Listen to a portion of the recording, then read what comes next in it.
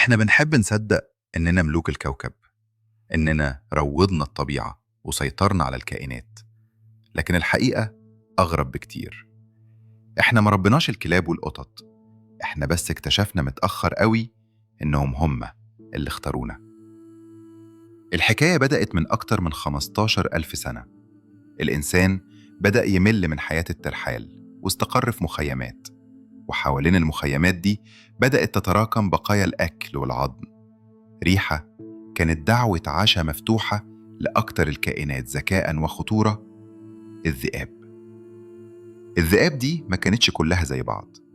الذئب الشرس والمتمرد كان بيطردوه أو يتقتل، لكن الذئب الهادي اللي عنده ذكاء اجتماعي هو اللي فضل يقرب، ياكل البقايا ويسهر يحرس المكان من غير ما حد يطلب منه.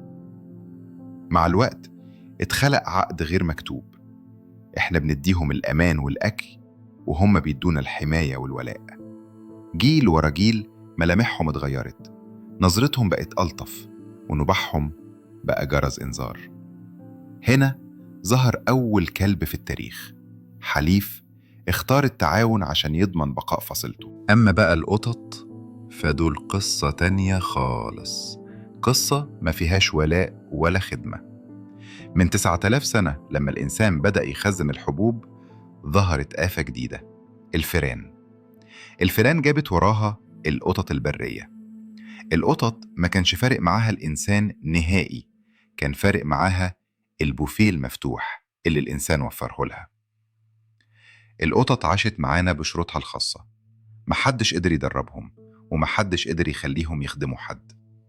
هم فضلوا معانا كضيوف مستقلين، بيحرسوا المخازن بس عشان مصلحتهم، وبيدوك شرف إنك تمسح على شعرهم بس بمزاجهم هم. النهاردة وإحنا في 2026 بص حواليك كويس، الكلب لسه بيدور على رضاك وبيهز ديله، لكن القطة هي بس بتستحملك طول ما بطنها مليانة ومكان نومها دافي.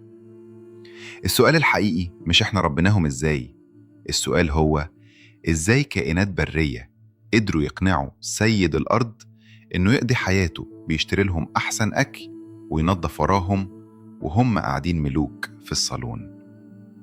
دلوقتي بعد ما عرفت إنهم هم اللي استدرجونا واختاروا يعيشوا معانا، قولي أنت في صف مين؟